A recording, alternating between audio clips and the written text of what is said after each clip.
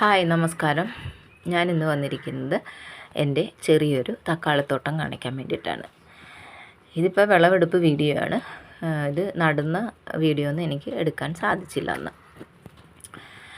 അപ്പോൾ ഇതിപ്പോൾ നട്ടിട്ട് ഒരു 2-2.5 മാസമായിട്ടുള്ളൂ. അപ്പോഴത്തേക്ക് തക്കാളി പിടിച്ചു. അത് കഴിഞ്ഞപ്പോഴത്തേക്ക് തക്കാളി പിടിക്കാൻ എളുപ്പമാണ്, പക്ഷേ അത് പഴുത്ത് കിട്ടാൻ സമയമെടുക്കും. ഇപ്പോൾ ഇഷ്ടം പോലെ തക്കാളി പിടിച്ചിട്ടുണ്ട്. കൊലകുത്തിയാണ് തക്കാളി പിടിച്ചിരിക്കുന്നത്. തക്കാളിക്ക് പ്രത്യേകിച്ച് ഞാൻ വളമൊന്നും കൊടുത്തില്ല. പിന്നെ ചാണകപ്പൊടി, ആട്ടുംകാഷ്ടം, പിന്നെ ശീമക്കൊന്നടയില, അങ്ങനെയുള്ള കുറച്ച് സാധനങ്ങളൊക്കെ ആ മണ്ണിലേക്കിട്ട് ആ മണ്ണിൻ്റെ മുകളിലേക്ക് ഷീറ്റ് വിരിച്ച് അതിൽ ഹോളിട്ട് അങ്ങനെയാണ് ഞാൻ തക്കാളി നട്ടത്.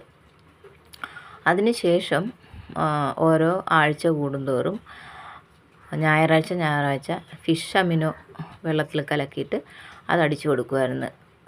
എന്താണെന്ന് വെച്ചാൽ വെള്ള ഫംഗസില്ലേ, അത് പിടിക്കും. അത് പിടിച്ചു കഴിഞ്ഞാൽ നമ്മുടെ തക്കാളി പെട്ടെന്നാണ് ചീത്തയായി പോകുന്നത്.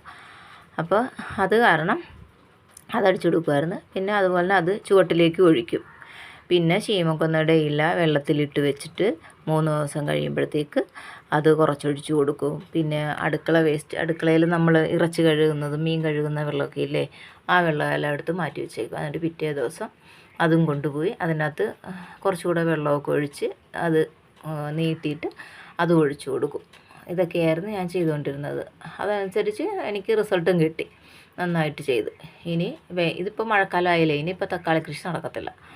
ഇനി വേനൽക്കാലത്ത് ചെയ്യണം.